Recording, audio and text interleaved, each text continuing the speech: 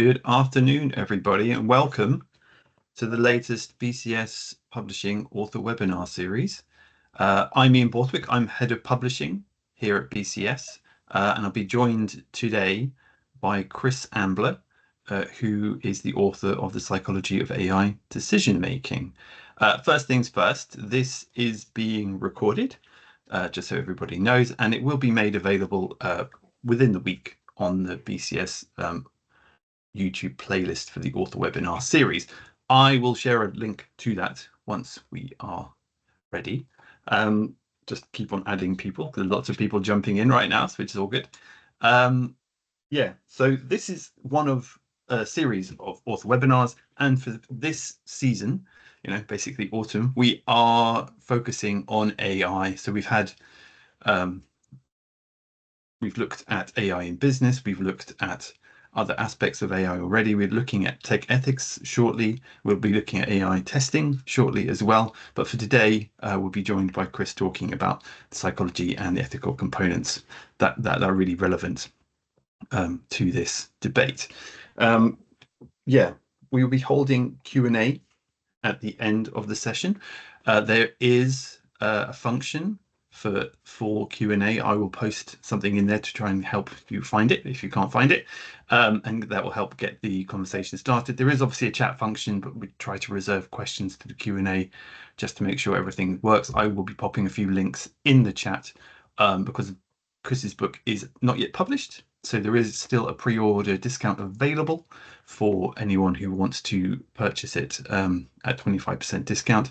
BCS members always get 25% discount through the BCS bookshop, so that's something to pay attention to if you haven't seen that before. And yes, we have other offers available in due course. Right, I think we've covered everything now. So before I go on for too long, I'd like to introduce Chris to tell us more about himself, his book, and about this very interesting topic that he's covering. Thanks, Ian. Good afternoon, everybody. Firstly, I'd like to thank you for taking your time to use your lunch hour to come and listen to me talk about my book. And I thought I'd just start with a little bit about me to give you some sort of an idea about where I come from and why I'm writing this book. Without wanting to make it sound too much like a biography from the day that I was born, I left school in 1976, so a long time ago, and I left with no qualifications. I failed all my exams, and I had absolutely no idea about what I wanted to do with my life. So I really did a bunch of manual jobs for a few years, which really was just to fund my desires around playing sports and basically partying like you do when you're young. I think that one of the highlights of my early years was working for a mail order catalogue, where the first job I had with them was squeezing 20,000 toys to check that they squeaked. That was literally taking each one out of a box, squeaking it and putting it back into a box, 20,000 of them. And I suppose that was my first experience in quality assurance. Pretty boring existence. Anyway, eventually I enrolled on a computer programming course when I had started to figure out what it was I wanted to do with my life. But I discovered that I really didn't like the idea of coding. But I did find that I enjoy QA and I enjoy being a disruptor. Those sort of things are things that really sort of flip my switches. And that's where my career really ended up starting. 45 years later, I'm a fellow of the British Computer Society. I'm a graduate member of the British Psychological Society. And I have honours degrees in both computer science and psychology. So my real education, I suppose, came later in life. I'm now retired from the day job. And I retired probably 10 years ago. And I'm trying to give something back to the industry that's given me a great, varied career. And I do a lot of mentoring and advising, along with apprentice assessment work. But my real passion and interest in life right now is artificial intelligence. Not from a tools perspective or from a coding perspective. As I say, I'm not really into those sort of things. but from a view of necessary interactions between AI and people, and more importantly, people and AI. So that's what really led me to spend the last 2 years writing this book, Psychology of AI Decision Making.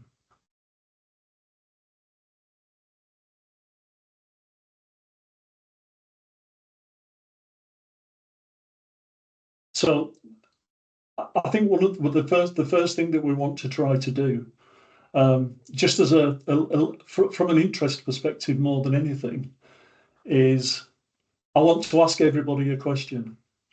And I want to ask you the question, would you trust a car that makes life or death choices for you? I believe we're going to run a poll on this, which is now, I believe, running on your screens. So if you don't mind, if you could answer this poll, and then we'll just sort of have a look at the results that come out of it.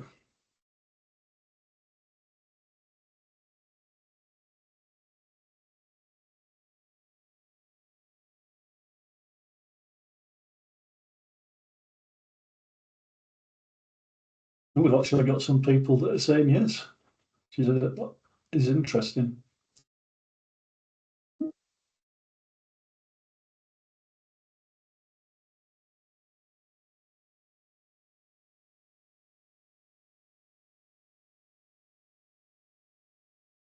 So just another 5 seconds, if that's all right. Yes, yeah, that sounds good. Okay, and we're ready to close the poll now.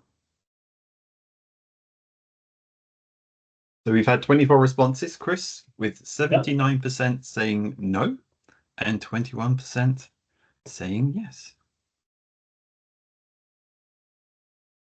That is, I suppose, is sort of what I'm expecting, really, at the end of the day, that most people are going to say that they wouldn't trust a car that makes life or death choices for them.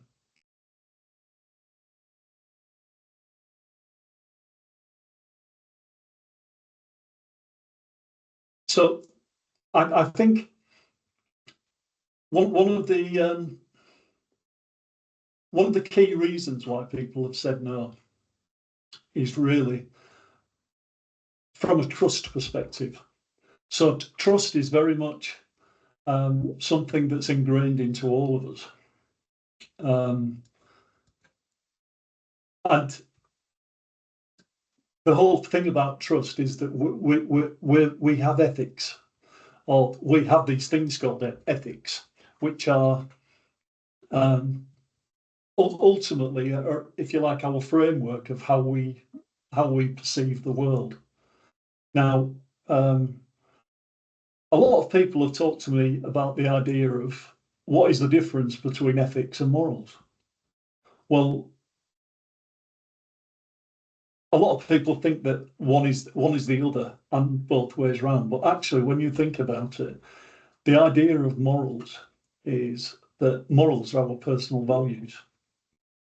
And those personal values are things that we've grown up with, things that it's nature, it's nurture, it's all of these things that we've developed over our lives. Whereas ethics are really a framework that contains those morals. And one of the interesting areas in the book that I talk about to try and explain this phenomenon, for want of a better word, is this concept of the elephant and the rider. Now, a lot of people, when I start talking to them about elephants and things like that, when we're talking about AI and things like that, think I might be going mad. But actually, it's a very, very interesting scenario, a very interesting parable that was basically created by this guy called Haidt in a book called The Happiness Hypothesis back in 2006.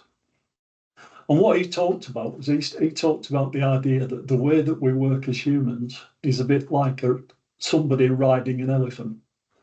And the idea is that the elephant is really basically our moral compass. The elephant has got all of those moral things that I've just talked about built into it. And it likes to follow the moral path and understand exactly what it needs to do to stay happy, to stay safe, to do all of those things. So that the whole idea of the elephant is that it's got this moral compass. Now, the idea of the rider is more about the ethics, and that then becomes more about the rules that have been put together based on a group of morals. So what basically is happening is that the elephant, with its moral compass, goes where it wants to go. And the rider sitting on the elephant, who is trying to steer the elephant, is trying to guide it in the way of the ethical rules. Now, the big problem that you end up with here is basically that the elephant is very, very strong. So the elephant is always going to be the one that if it chooses to go in a certain direction, it's going to be very, very hard to stop it. So we have to be able to learn as a rider by putting together the right ethical rules that are ultimately going to help us to control the moral elements of the moral elements of the elephant. That's hard to say. And it's basically trust is the thing that basically is then going to depend on whether or not, from an AI perspective, that the AI rider logic aligns with the elephant intuition. Actually, no, I missed my cue earlier. So the next question. Yeah, it's all right. It's all right. We can deal with that. No, that's fine. So the next question then is, well, how does we're in particular talking about EVs for this in terms of the car, making life or death choices? Well, how does, in terms of ethics and morals, how does EV autonomy actually work today? Well, the book itself is not specifically about autonomous vehicles.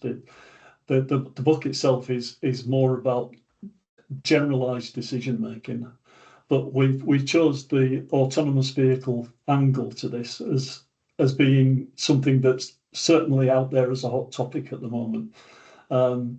So looking at this question, then basically, if you look at the way the world is today, well, not the world is today, the UK is today, because wherever you go in the world, it's going to be different. But in the UK right now, we have what's called level 2 autonomy. Now, in vehicles, level 2 autonomy is that basically the car can do various things itself. With not all of us, but I mean, it's like I've got an electric car, and my electric car will do things like lane recognition, sign recognition, braking, various other things.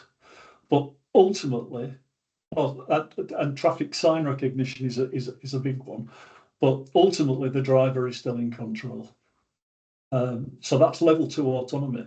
And the interesting part of level 2 autonomy, I mean, if I use an example with my car, I've got one particular part of a development near where I live, where the car tells me I can travel at 80 miles an hour. Now, I've got no idea why it does that. It just tells me for a part of a road for about a mile, it says I can do 80, when I know full well it's a 20 mile an hour limit in there. So all of these systems that are in cars right now are okay, but we are in a position that we still maintain moral agency over the car.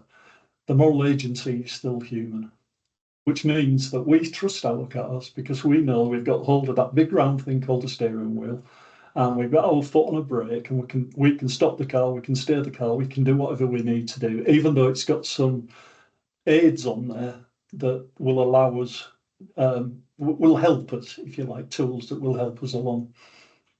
Now, if you listen to everything that's happening in the press right now, and you listen to the government and all the rest of it, it appears that the law is changing in 2026, and we're going to go from level 2 autonomy to level 4 autonomy. Don't ask me what happened to level 3. I haven't a clue. But we're going to level 4 autonomy in 2026. So the laws have changed now.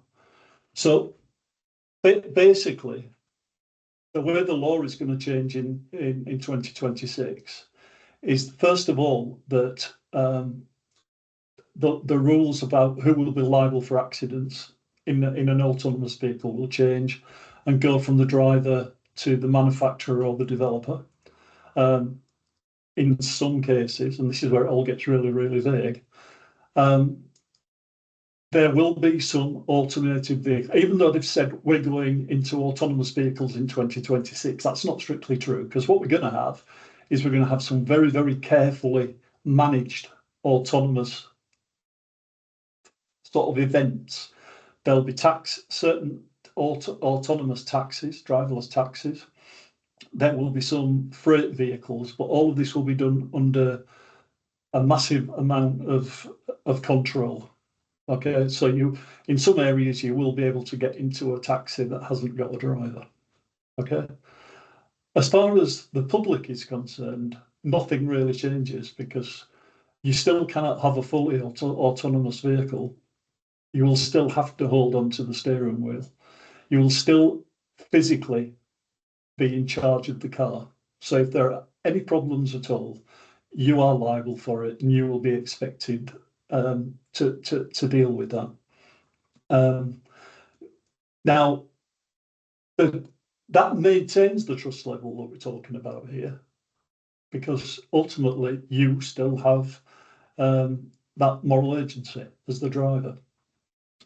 So that sort of keeps you safe. You can let the car do a lot of things automatically, so yeah, it can look wonderful. But if you hit any edge cases or any problems like that, basically the car will say, sorry, can't deal with this. You're going to have to jump in and help me here. So you'll have to then take over control and deal with that situation. So that's what's going to happen in 2026. The next level to that, which basically is going to be the serious big jump, is to go from level 4 autonomy into level 5 autonomy. Because level 5 autonomy is going to be the full automated driving experience. You'll be able to sit at the back of the car and read a book, or it can take you home from the pub when you're drunk. All of those things, the car will be able to deal with. It won't be your responsibility. But ultimately, that becomes, if you like, the responsibility of the car, or the developers who have developed that car, or the manufacturers who have manufactured that car. So really, ultimately, there is the total moral agency has gone away from you as the passenger. And there's loads of impacts as far as that's concerned, about having to make sure the roads are okay, having to make sure that road signage is okay, that all of these things that are really going to have to happen to make this possible aren't really happening yet. And not only that, we're going to have a transition period where you're going to get some automated or autonomous vehicles on the road at the same time as you've got normal cars on the road with normal drivers. So I'm not really sure at this moment in time how that's going to work either. Somebody did say that the biggest problem for full autonomy right now is people. It's what happens when an autonomous car meets an autonomous car. That can be dealt with. Technology will deal with those things. But when an autonomous car has to deal with a human, somebody on a bicycle, or a pedestrian, or something like that, or an animal that runs into the road, how's it going to make decisions? How's it going to do that sort of judging? So basically, right now, if you read in the press, currently, there are absolutely no plans to move to level 5 in the UK.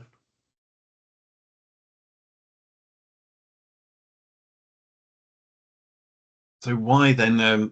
So you have a really strong emphasis on trust, and you say, why is trust more important than just having safer cars, Chris? Well, it's to me, there's 3 areas that if I look at this from the research that I've done and looked into trust, the first chapter of the book basically is what is trust, because I felt that was a really, really important thing to discuss. And I sort of divide it up into three areas. The first one of those areas is it's basically all around training data, because training data in an AI system is what defines its behavior. Okay, so basically, if we go back to the moral stuff that we talked about at the beginning, when you're creating training data for algorithms, which is going to create the behavior and the environment in which the AI system is going to work, the training data is going to be put together by people, and those people are going to have morals. And their morals are going to create their ethical frameworks. And those ethical frameworks are going to be the frameworks that train the AI systems. So my morals are different to everybody else's morals on this call, which means that if we were all to put together our own ethical frameworks, they would all be different. So the first thing we've got to figure out is, from a training data perspective, is whose ethical frameworks are we going to use to actually train these AI systems in the ethical framework that we want to use. And those ethical frameworks could be massively different in different communities, in different countries, even between different genders. These moral frameworks can be massively different. So what we're probably going to find, if you look at it from an autonomous vehicle perspective, what we're likely to find is that training data that's put together in one region of the world or one community might be totally different to the training data that's needed in a different community. And I'll sort of mention a little bit more about that in a minute. But then after you've got the training data into place and everything's happening, you've then got the whole idea that one of the big things about AI is that it's constantly learning. So you've always got your constant dynamic learning inputs and updates. So what you tend to find is that because your AI system in your AV is learning all the time, that the rules base is changing all the time. And sometimes that will be changing for the better, sometimes it might change for the worse. But the bad part about it is, as the passenger, you don't know what it's doing. You don't know whether it's changing, whether it's the same as it was before. And ultimately, the performance of the car can drift. And it can drift in a good direction, or it can drift in a bad direction. And it will do this sometimes very, very slow drifts, but other times very, very rapid drifts. So all the time, we need to be making sure that we understand the risks or the changes in the risk analysis that's being done in these areas. And then the last part of this, of the three, is really looking at context. It's the context of the situation that's going on that creates this concept of edge cases. So edge cases basically are unexpected errors, unexpected situations that that need a decision making, and quite often the context will actually change the way they'll actually change the way that the decision is made, depending on the context of the situation. Now, that in an AV, that could be things like the weather, it could be road conditions, and as I've already said, it could be just what people are doing. People are very unpredictable; they don't do what you expect them to do. Now, as human beings, these are all things that we take for granted. The issue is that when we look at AI, when we look at machines, and we look at this whole idea of our our sort of ethical mind against our moral heart, for the elephant and the rider, that disagreement or that challenge between the two are the things that denigrate our trust. So that's sort of why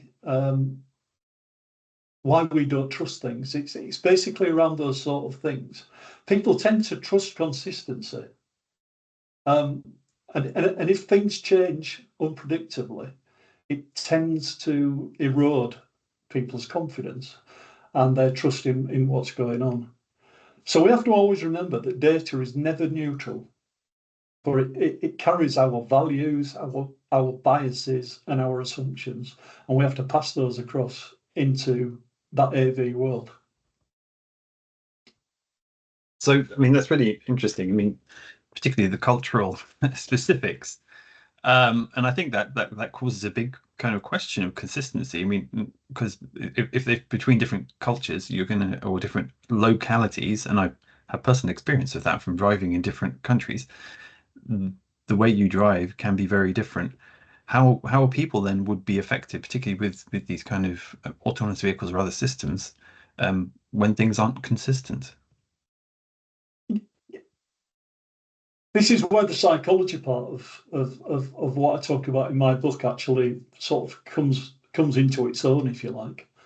What I tried to do in the book is I use the idea of empirical psychological experimentation from the past to look at the way that decisions are made, or how these old philosophers and psychologists look at how decisions were made by humans, and the sort of problems or the problem solving things that they came up with. And one of the things I talk about in the book is the trolley problem.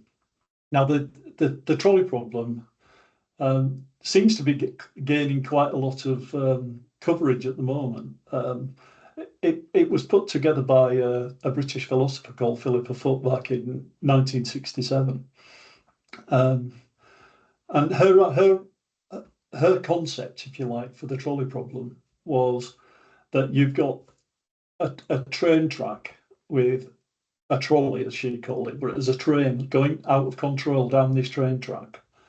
And then in the train, on the track, there is a fork. There's a straight on with a man standing on it, or there's another fork which has got 5 people standing on it. Now, there's a person standing at the fork with a lever, and he can direct that train to whichever lane he likes, but he's got a choice basically between killing one person or killing 5 people. And the big question is, which one does he pick? Does he go for killing the one person, or does he go for killing the 5 people? And there's a number of different sort of factors or ideas that could be used in people's minds for this. But before I go into that, there was also then another version of this that then came up in 1976 with a lady called Judith Jarvis Thomson, who adapted this idea to what instead of having a man standing at the fork with a lever, it was just one track with 5 people on it. But the man was standing on a bridge above the track, and he was standing next to a big fat man. And the only way that he could save the 5 people on the track was to push the fat man off the bridge in front of the train to stop the train.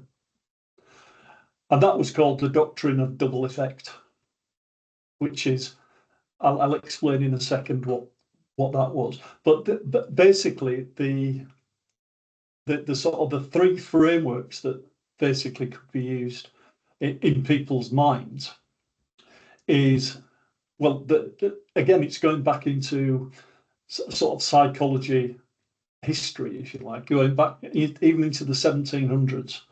A chap called Kant came up with deontology, which ultimately was an idea that emphasizes following ethical principles, completely irrespective of the outcome. Another one of those factors, again, was back in the 1700s, was a chap called Bentham, who came up with utilitarianism. And the idea of that is that you prioritise maximum welfare across all parties. So it's basically the thing that protects the most people. And then the last part of it, which goes back even further than that, is virtue ethics, which goes back into the 300s BC, so a long, long time ago, when Aristotle talked about shaping moral character in decision making. So when you look at that from an AV perspective, you're more or less saying that if it's a deontological theory, then you'll follow the traffic laws to protect pedestrians, and the overall intention matters. And I will talk about these things in a lot more detail in the book, because obviously we haven't got the time to go into detail. But utilitarianism, from an AV perspective, is looking at the greater good for the greater number. So in theory, an AV that works under a utilitarianism framework would kill the driver if it saved more people. And then the virtue ethics side of it, the Aristotle side of it, that basically focuses on character, using traits like honesty and courage. In AVs, it more or less says that's acting like a good driver. And I have no clue what that means. But if you listen to one of the things that is in the new law that's coming out in 2026, AVs are going to have to pass a test. And that test is going to be decided by, is the car as good as a normal driver? Now, to me, that sounds like the virtue ethics. That just sounds to me like somehow they're going to try and figure out what a normal driver looks like, and then the AV's just got to be as good as that. But I'm not really sure how that's going to work. So, again, we can relate all three of those back to the same concept of trust. And we can talk about the fact from a level 2 car, a level 2 AV, trust basically rests on humans, so it rests on us. Level 4, we're still confident that from a trust perspective that we've got the control that we need. But once we get to level 5, our trust is going to totally erode, because we won't know what's going on. We won't know what rules the AV is trying to follow. So those rules of deontology, utilitarianism, and virtue ethics are really, really important parts of developing the decision-making process, the ethical frameworks within that decision-making process are going to be really important, because depending on what environment you're in, it'll depend on which of those things is most important. Because if you're looking at, for example, if you're looking at a sociocentric environment, so somewhere like, to an extent, the UK, but certainly the US, places like that, they have very much the idea that their life is more important than everybody else's. But if you're going to a sociocentric environment, somewhere like India or China, then they believe that the masses are more important than the individual. So from an AV perspective, which path do we go down? Do we have to have two separate things, two separate systems for these AI systems? Or do we have one that has these, that uses the virtue ethics that fit over the top? So when you're actually looking at forget about the technology. The technology, we can create technology to do anything nowadays. It's more about that human element that fits over the top. And I think the biggest importance in all of this is, do we really, as human beings, do we really understand how we do this? And do we need to understand the concept more before we attempt to simulate it? It's a very good question. We've got lots of comments about advanced driving tests for cars, but I think it's really interesting if you think about a lot of people will count themselves as a good driver, and yet drive 5 to 10 miles over a speed limit fairly straightforwardly, without thinking about it, without noticing it. Is that still good. And I guess that leads us into the question: in what ways, might all of this impact the real world use of AEVs, this trust, this kind of training? Well, that sort of then brings it into, again, back into the realms of the psychology side of AVs. Because some of the other concepts that I actually talk about in the book, for example, the first thing I talk about quite a lot is the idea of nudge theory. So the nudge theory is around us right now. It's a big. I mean, I believe that there is within the government there is a department of nudge, and the whole idea of nudge theory is that it helps to nudge people in directions that it's promoted that they go. So if I, as an example, say for example, if I go onto Google or any other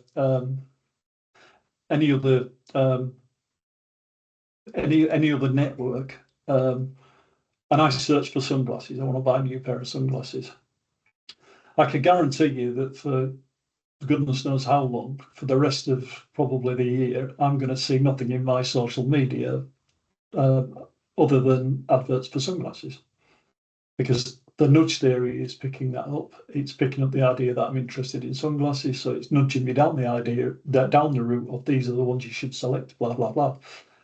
Another area that is used massively is within politics. If you look at everything that the different political parties, not just in the UK but all over the world, promote the ideas that people want to hear. So if they understand that you're a particular political hue, they will nudge you down what you want to hear, because that's how they get their footfall and it's how they get their interest. Well, that then acts as an echo chamber, which builds up your idea of what you originally believed in, but doesn't necessarily give you the different opinions, something that you could maybe make a better judgment about, or a more consolidated judgment. So nudge theory is a big thing, and from an AI perspective, from an AV perspective, nudge theory, as I said earlier on about this idea that the AI systems within an AV are always going to be updated. Nudge theory can sneak in to these updates, can sneak into this learning, and start to push people down ideas about, or sorry, not people, the vehicle down ideas that have started to infiltrate and create echo chambers within that AI system. So nudge theory could potentially become a very, very big thing. Now, that sort of ties into the next idea, which is basically talking about the butterfly effect. And again, that's something that I've done quite a lot of research about to understand impacts, and I go into it in some quite detail in the book. But ultimately, the idea of the butterfly effect, certainly when coupled with nudge theory, is that the smallest of changes that are made in any system or any decision can have massive influence many, many miles away and a long time away as well. So that concept is that the flapping of a butterfly's wings ultimately could create a hurricane 10,000 miles away, or if you like, throwing a pebble into a pond and creating ripples. So tying the nudge effect into the concept of, or tying nudge theory into the concept of butterfly effect, means that every time a vehicle makes a decision and it then creates a change that is then learned across all AI systems within these AVs, that can then create big problems further down the line. So if you tie all of these things together, so if you tie in the whole idea of understanding our morals, understanding how our morals are going to affect the ethical frameworks that we work within, how those ethical frameworks are then going to end up being the training data that's going to drive these AI systems. How the changes that are happening are then going to get nudged across changes across the whole world, which might not necessarily, from a community to a community, work in the same way. And it could be changing things. Something that happens in London and a change that's made could have a massive change of something that happens on the streets of Beijing, for example. So all of those things really have a massive impact from an AV perspective. I also in the book talk about other issues, things like anthropomorphism, that really also can have a big effect in that. But that doesn't really come into what we're talking about from an AV perspective. So really, the important part that we need to always remember is that trust requires knowing how our learning systems are governed and tested. If we don't understand how they're governed and it's not transparent, then we can end up with problems, basically. Interesting. So how do you think we should move forward with trust in decision making?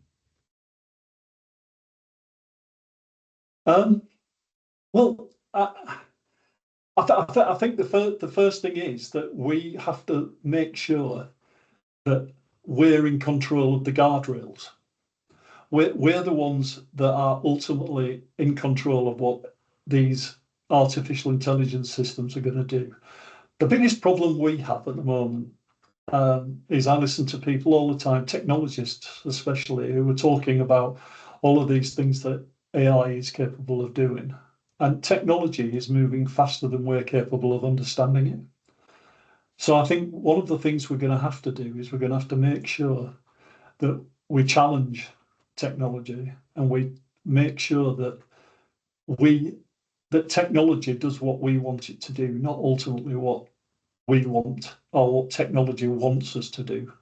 It has to be a tool for us and not a replacement for us.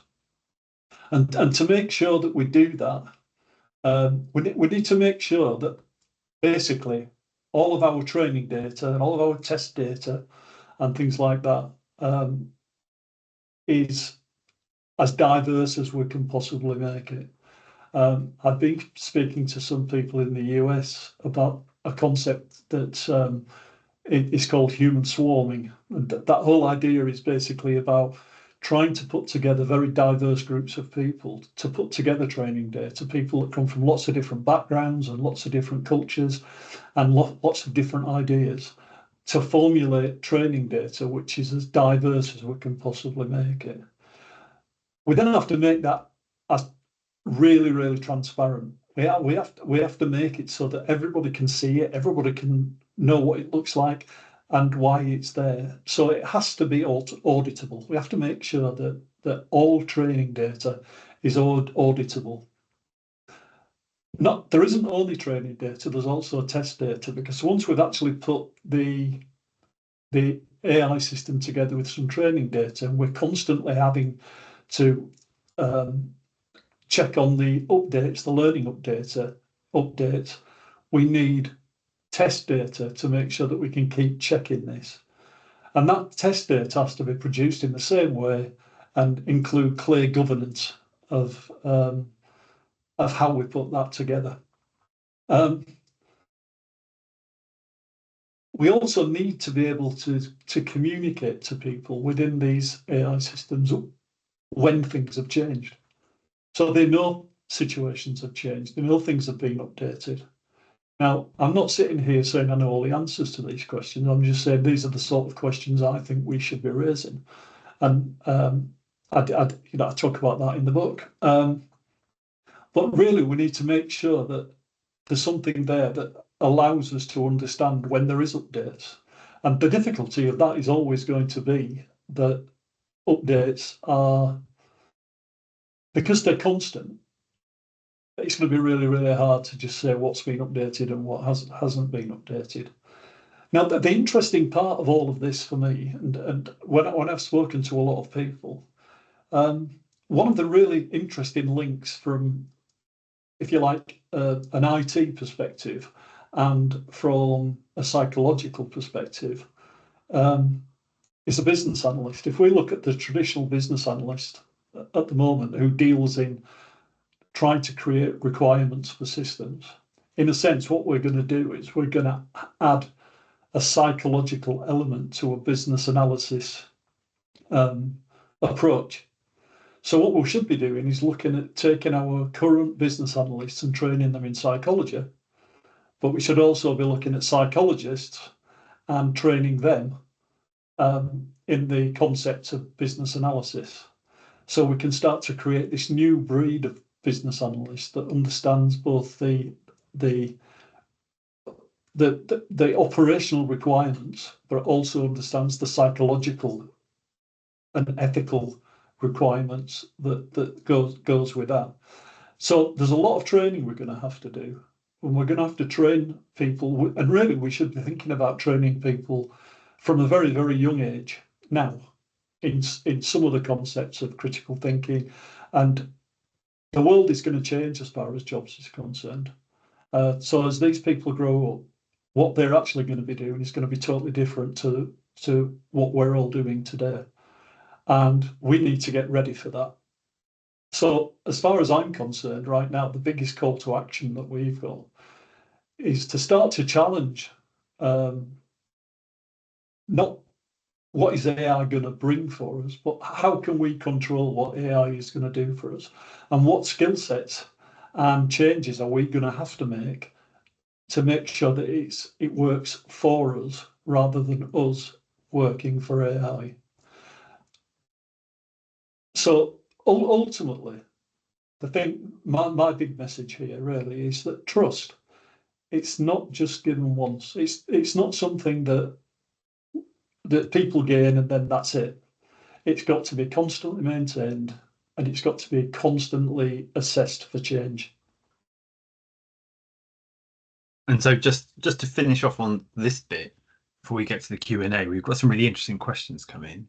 I mean, how would you sum up the messaging of the book with respect to, to everything we've talked about so far? Well, firstly, and I've said it already, but I'll say it again. It's not just about AVs.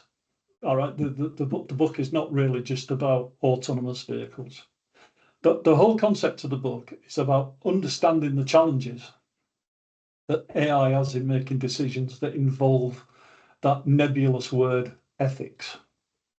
Now, I think I said earlier on that ethics is one of those things that everybody talks about, but doesn't necessarily understand what it means.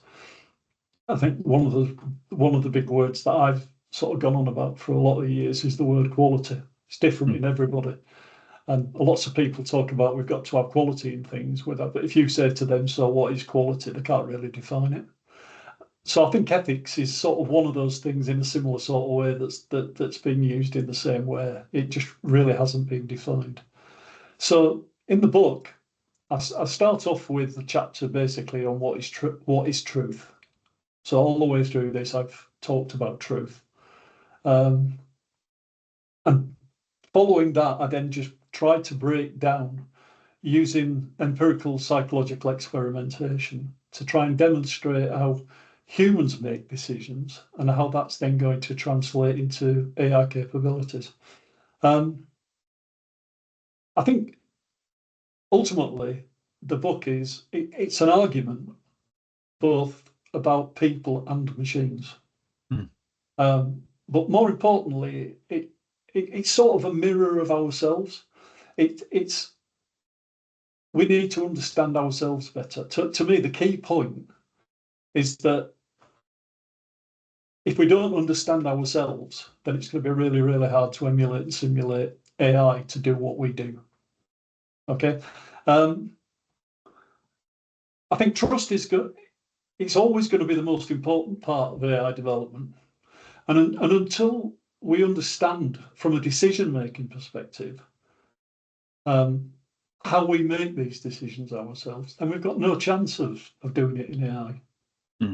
Now, I've also tried to create some frameworks and ideas in the book about how we need to think about high-end implementation solutions.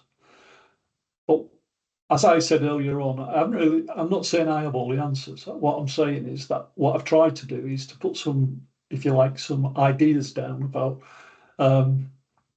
what these implementation solutions could look like.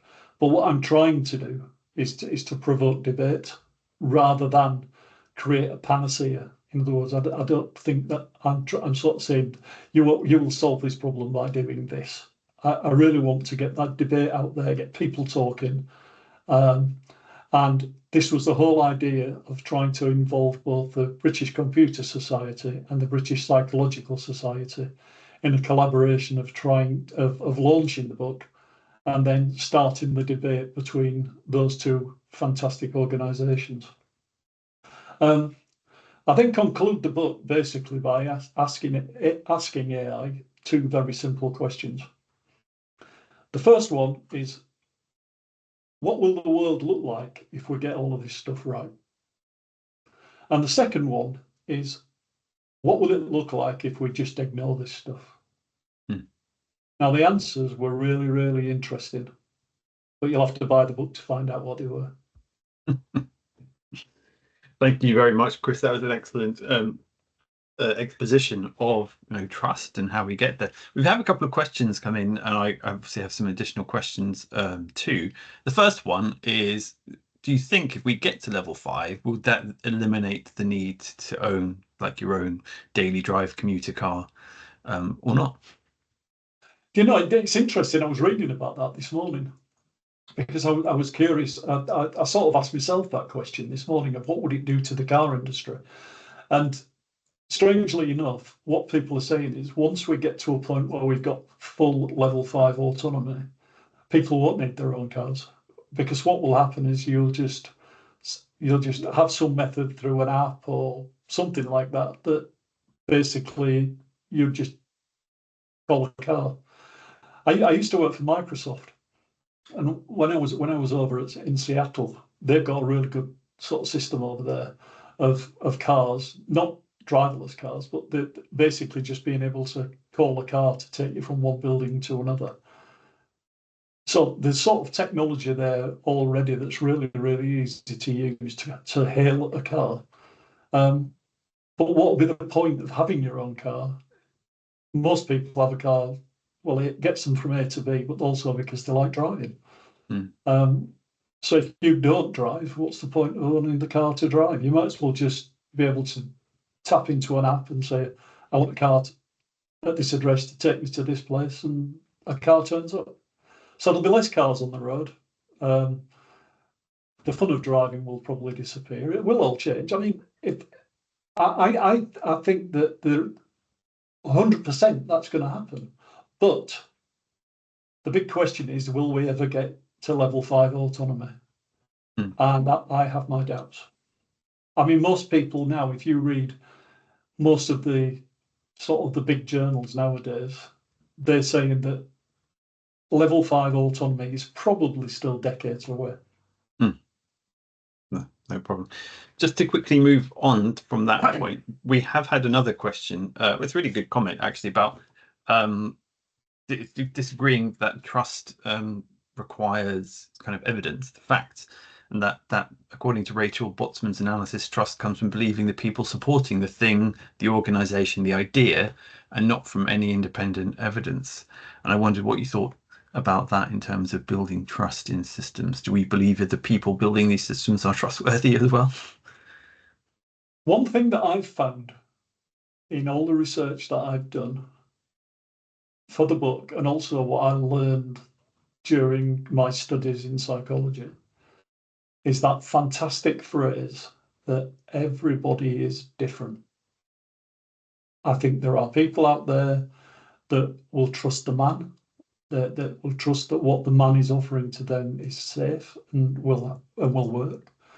And there's other people that will question that and say, I will not trust it unless I can have the evidence to believe it.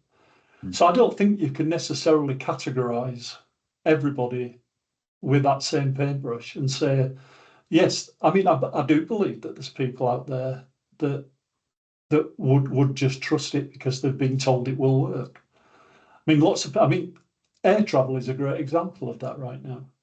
I mean, I don't particularly like flying. And when I think about not liking flying, I do wonder sometimes whether it's that I've got fear of heights. I don't think I've got a fear of heights. I've got a fear of tight spaces. I'm a claustrophobic. No, not really. Is it ultimately that I just don't trust the thing that I'm flying in? So I think that is a really, really tough question to answer in that I think everybody would have their own opinions. And their own opinions, as I said earlier on, have usually come from their moral compass, what they've grown up with,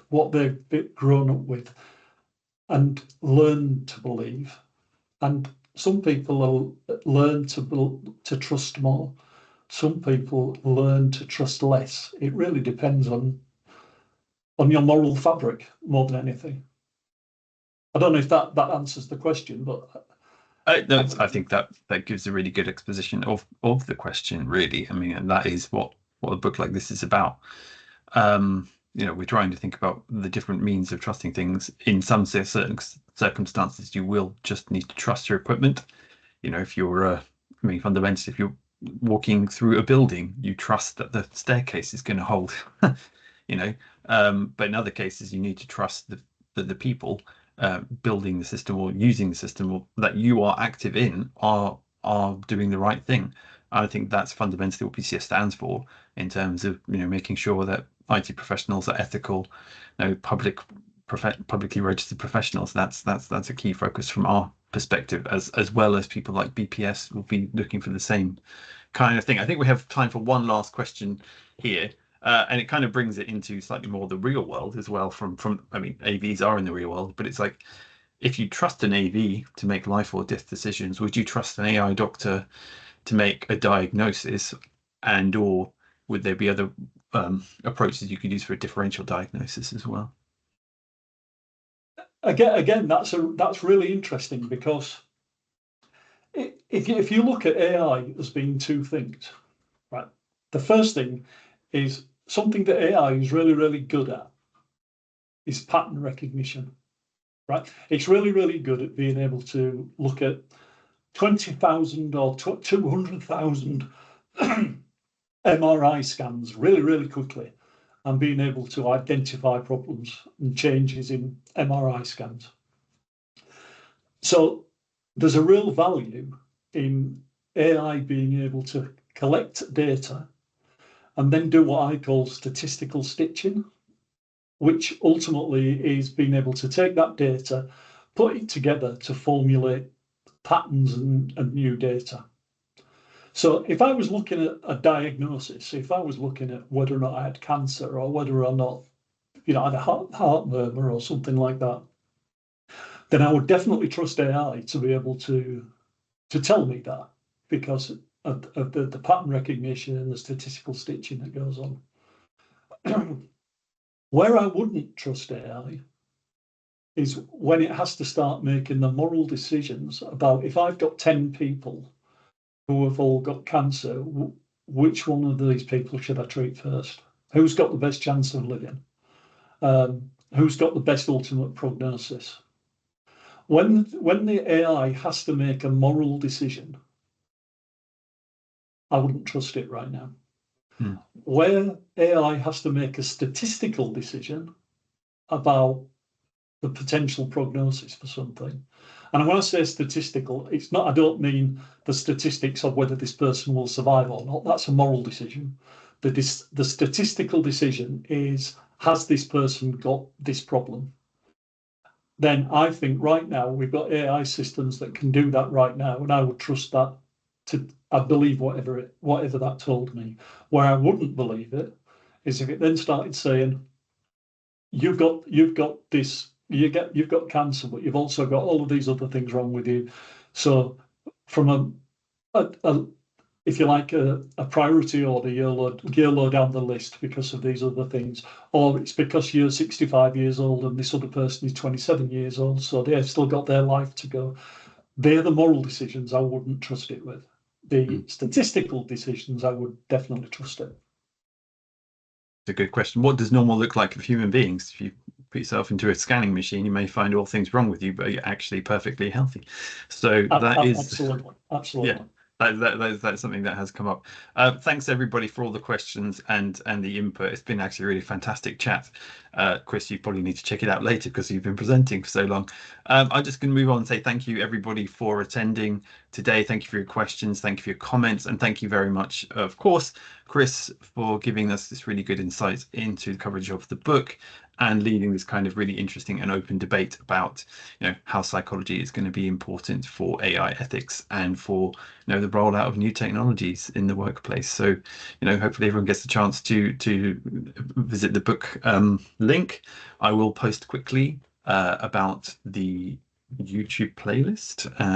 I'll get to that in a sec, and I'd just like you to sign off as we finish now, Chris. Yeah, I'd like to echo those thoughts and say thank you, everybody, for staying with us throughout the hour. I hope you found it interesting and thought-provoking. I've actually got my details, my email address and my LinkedIn on the screen right now. So anybody who wants to link with me or talk to me about anything that we've talked about today or anything else to do with AI, please drop me a line, ping me on LinkedIn.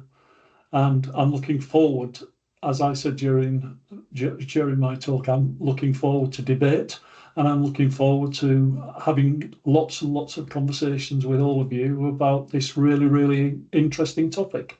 So again, thank you very much. Thank you very much. Now that the recording will be available within the week, probably sooner than that. But for now, look forward to seeing you all at the next PCS Author webinar. Goodbye. Bye.